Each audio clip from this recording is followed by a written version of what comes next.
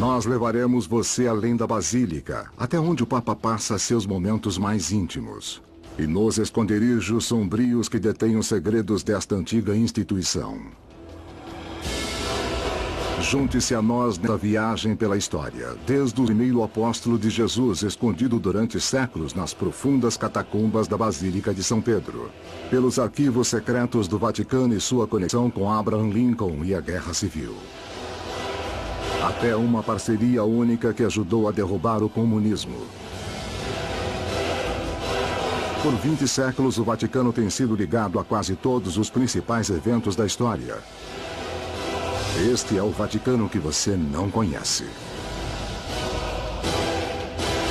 Acesso secreto, o Vaticano.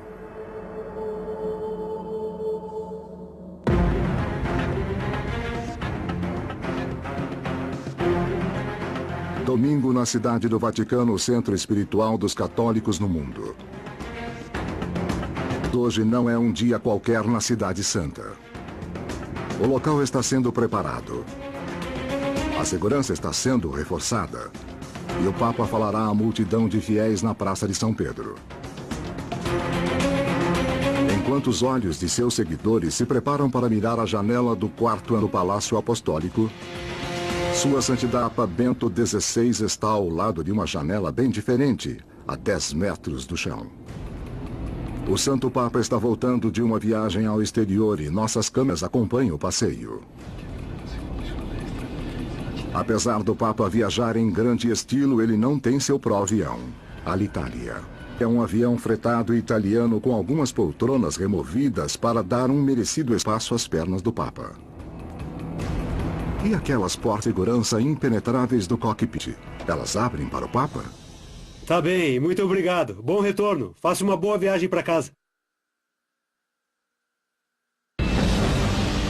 Além disso, a segurança é uma preocupação menor quando se tem 2 caças o escoltando para casa.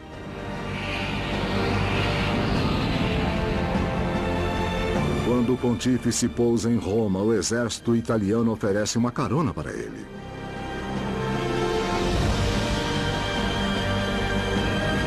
Fazendo-o voar sobre o tráfico romano até seu lar no Vaticano. Apesar de ser o rosto público do Papa que traz multidões ao Vaticano, é o privado que chama ainda mais atenção. Com pouco mais de 100 acres, 8 cidades do Vaticano poderiam caber dentro do Central Park de Nova York. E apesar de ser o menor país do mundo, atrás de suas paredes existem os segredos mais bem guardados da história. E os mais cobiçados que são mantidos nos arquivos secretos do Vaticano.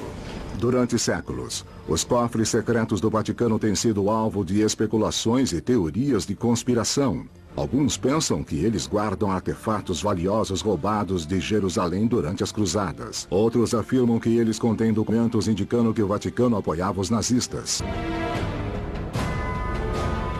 E no mesmo ano, em 1863, o Papa recebeu outra carta do rival de Lincoln.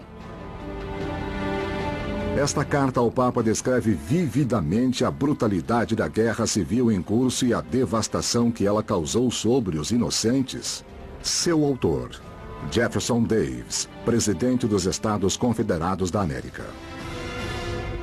Esta não é uma carta formal ou burocrática, como a de Lincoln, mas é uma carta na qual Davis descreve para o Papa o horror da guerra.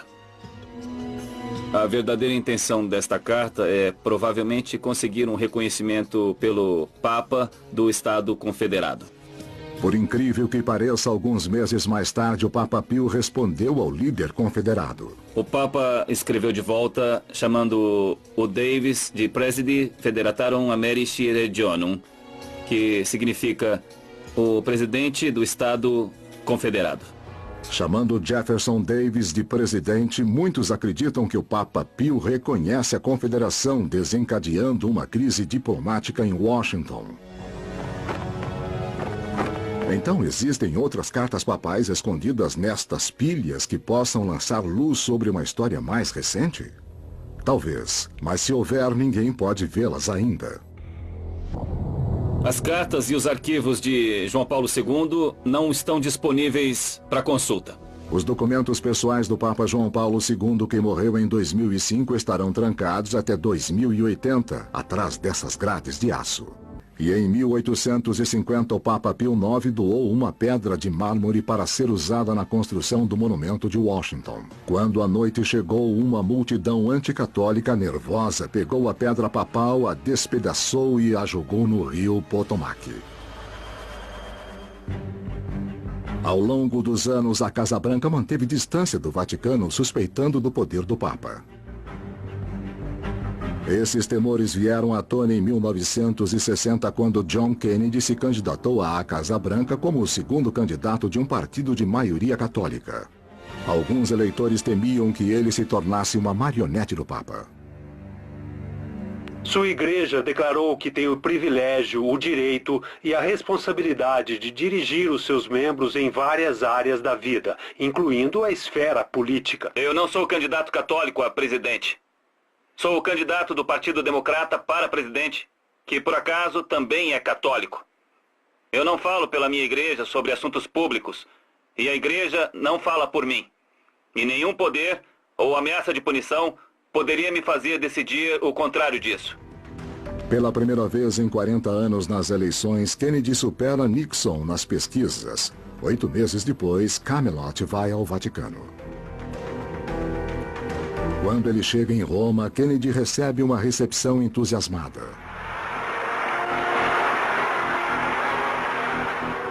Mas nos Estados Unidos, alguns ainda estão preocupados. Houve debates sobre sua identidade católica, que são preocupações legítimas quando se trata da primeira emenda e a separação entre a igreja e o Estado.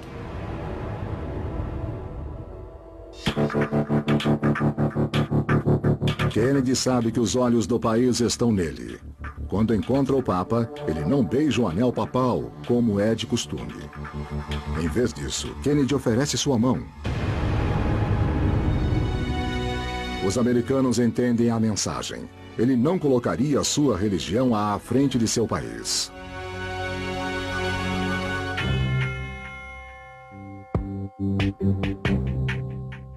Mas Kennedy ajuda a acalmar as tensões entre os Estados Unidos e o Vaticano.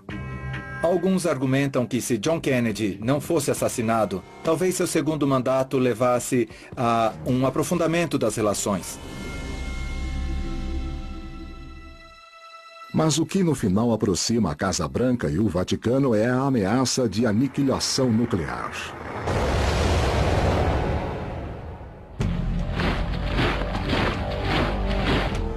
Enquanto a Guerra Fria entre os Estados Unidos e a União Soviética força superpotências à beira da Terceira Guerra Mundial, o Vaticano prova que pode ser de valor estratégico para os Estados Unidos.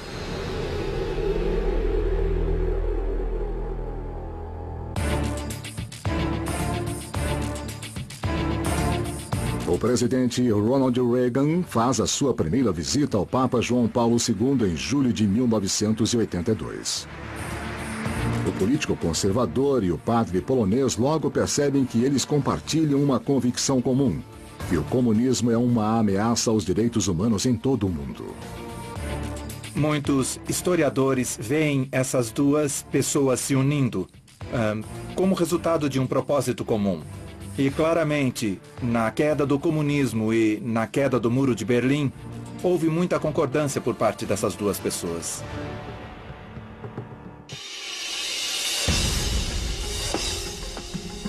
Enquanto Reagan intimida os soviéticos com um acúmulo de mísseis, o Papa João Paulo se reúne secretamente com o chefe da CIA americana. Os soviéticos respondem usando padres da Europa Oriental para se infiltrar no Vaticano e espionar o Papa. Logo depois, em 1984, os Estados Unidos abrem a sua própria embaixada no Vaticano. 5 anos depois, o Muro de Berlim desmorona e um novo capítulo é aberto nas relações entre o Vaticano e os Estados Unidos. Faz um pouco mais de 27 anos agora que temos relações diplomáticas formais. Ao longo dos anos, o Vaticano tem provado ser uma fonte de informações valiosas. Nenhuma outra organização global tem cidadãos vivendo e trabalhando em quase todos os países do mundo. O Papa tem olhos e ouvidos em toda parte. É isso que faz dessa relação um ótimo lugar para escutar o mundo. É por isso que o Vaticano é chamado de um grande posto de escuta. A comunicação pode produzir a informação necessária em tempos de crise, mas também em tempos de paz e tranquilidade.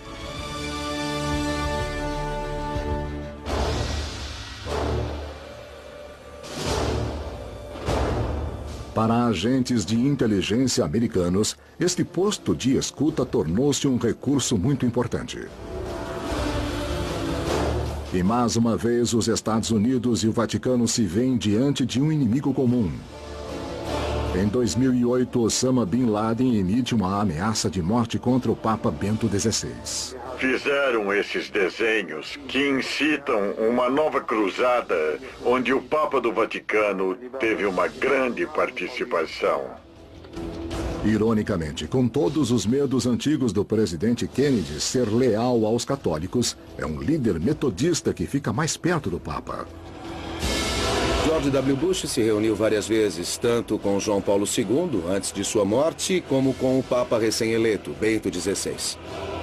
Eles eram homens de duas igrejas muito distintas, duas denominações diferentes, mas compartilharam essa visão cristã comum e o compromisso com o que viam como valor universal, formando esse tipo de força conjunta contra o Islã radical numa época de terrorismo. Esta foi uma aliança fundamental. Em 16 de abril de 2008, o presidente Bush oferece de fato uma festa de aniversário para o Papa Bento XVI nos jardins da Casa Branca. George Bush foi realmente impressionante e foi uma visita fabulosa. Eu nunca vou esquecer. Muitos papas não tiveram uma festa de aniversário na Casa Branca. Acho que isso se resume a um. É uma cena que nossos pastores fundadores nunca poderiam ter imaginado e uma prova de quão longe a relação entre os Estados Unidos e o Vaticano chegou. Você vai ver agora com exclusividade no Fantástico, aliás, uma exclusividade mundial, a primeira entrevista do Papa Francisco a um jornalista desde sua eleição no Vaticano em março deste ano. É muito raro um Papa conceder uma entrevista como esta, que certamente é o que chamamos de furo de reportagem. Francisco recebeu o repórter Gerson Camarote, da Globo News, e falou ao Fantástico abertamente, sem reservas, sobre temas muito delicados, como é o caso dos escândalos no Vaticano. Respecto a que me quedé a vivir en Santa Marta, no fue tanto por razones de simplicidad, porque el apartamento papal es grande, pero no es lujoso. Explicitarlo así. Yo me quedé en Santa Marta por razones psiquiátricas, para no tener que estar sufriendo esa soledad que no me hace bien.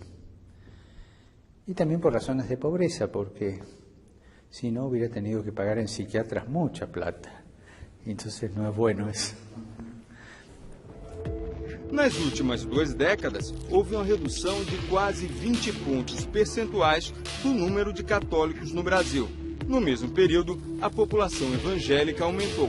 Papa Francisco, seu grande amigo, Cardeal Cláudio Umes, aqui do Brasil, ele me falou algumas vezes já da preocupação dele com a evasão, com a perda de fiéis católicos aqui no continente, no Brasil especificamente, para outras religiões, principalmente para religiões evangélicas. E aí eu lhe pergunto, por que acontece isso? E o que pode ser feito? Não sabría que explicarlo. Invento una cosa. Entonces la gente busca, tiene necesidad del Evangelio. Me contaba un sacerdote que fue como misionero a una ciudad del sur de Argentina donde hace casi 20 años que no tenían sacerdote. Evidentemente que la gente iba a escuchar al pastor, que necesitaba escuchar la palabra de Dios. Cuando él fue, una señora, una mujer muy culta, le dijo: estoy enojada con la iglesia porque nos abandonó. Yo ahora voy al culto los domingos a escuchar al pastor, que es el que alimentó nuestra fe durante todo este tiempo. O sea, falta de cercanía, ¿no? Y bueno, hablaron de eso, el sacerdote muy bien la escuchó, y cuando ya se iba para saludarla, le dijo: padre, un momento, venga. Y lo llevó hasta un armario. Abrió el armario, tenía la imagen de la Virgen, y le dijo: padre, la tengo escondida para que no la vea el pastor. O sea, esa mujer iba al pastor, respetaba al pastor. El pastor le hablaba de Dios y ella lo aceptaba, porque no tenía suministro ella. Pero las raíces de pertenencia las conservó escondidas en un ropero, pero las tenía. Ese es el fenómeno para mí más serio. En el momento del conclave, antes están los que se llaman congregaciones generales, y hemos tenido una semana de reuniones, los cardenales. Y ahí se hablaba claramente de los problemas, todo, ahí se habla de todo, porque estábamos nosotros solos y para ver cómo está la realidad y hacer el perfil del próximo Papa. Y ahí salieron problemas serios, derivados en parte de lo que ustedes conocen, de los Batilix y todas esas cosas, ¿no? Había problemas de escándalo allí, ¿no? Pero los santos seguían estando, ¿no? Esos hombres que dieron su vida y la dan por la Iglesia de manera silenciosa y con celo apostólico. También se habló de ciertas reformas funcionales que había que hacer. Eso es verdad. Y se pidió que al nuevo Papa que tratara de hacer una comisión outsider para estudiar los problemas de reorganización de la curia romana. Al mes de mi elección, yo nombré esa comisión de 8 cardenales, 1 de cada continente. En América, 2, uno de América del Norte y otro de América del Sur, con un coordinador que también es latinoamericano y un secretario que es italiano. Y ya han llegado muchos documentos que esta comisión, que los miembros de esta comisión han obtenido y que nos los pasamos entre nosotros. Tendremos la primera reunión oficial 1, 2 y 3 de octubre. Y ahí se verán algunas pautas. Yo no creo que salga de ahí alguna cosa definitiva, porque la reforma de la curia es muy seria y veo las propuestas y son propuestas muy serias que hay que madurar, ¿no? Calculo que vamos a tener que hacer 2 o 3 reuniones más antes de que se note alguna reforma. Por otro lado, los teólogos dicen esto desde, no sé si de la Edad Media. En latín dice, Ecclesia semper reformanda. La Iglesia siempre se tiene que reformar, si no se queda atrás. Así que también esto no solo es por los escándalos del Batilix, que los conoce todo el mundo, sino porque la Iglesia siempre se tiene que reformar. Y hay cosas que servían para el siglo pasado, hay cosas que servían para otras épocas o para otros puntos de vista y que ahora no sirven más y que hay que reacomodarlas. Entonces así la Iglesia es dinámica y responde a las cosas de la vida, ¿no? Todo esto se pidió en la reunión de cardenales previa, de 8 cardenales, 1 de cada continente. En América, 2, uno de América del Norte y otro de América del Sur, con un coordinador que también es latinoamericano y un secretario que es italiano.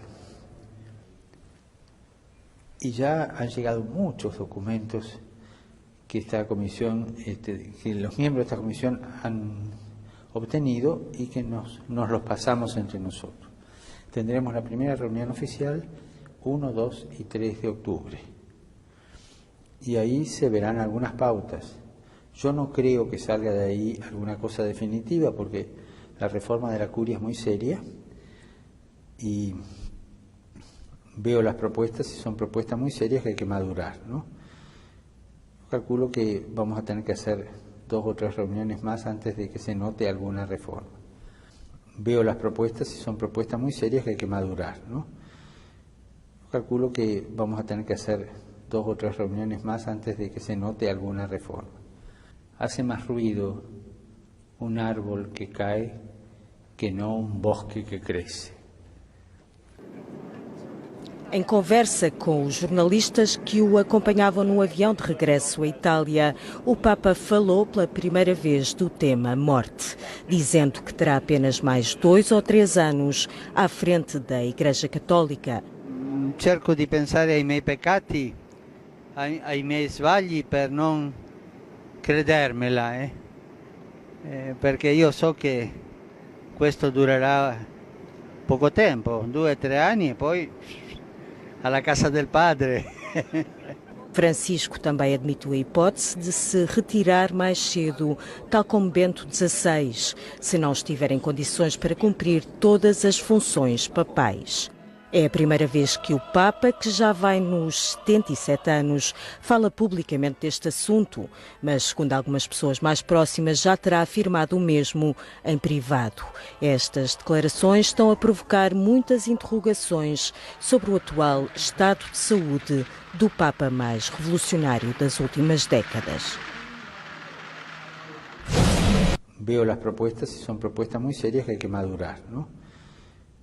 Calculo que vamos a tener que hacer 2 o 3 reuniones más antes de que se note alguna reforma.